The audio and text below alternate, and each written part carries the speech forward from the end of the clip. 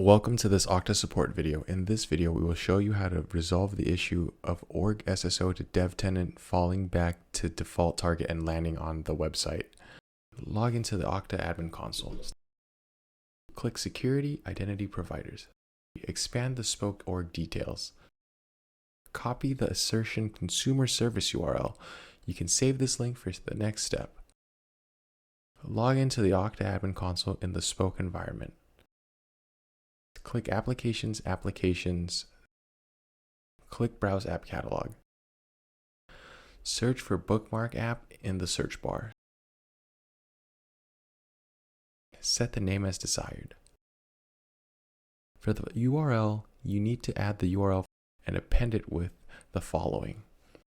Assign the application to all the users that should have access.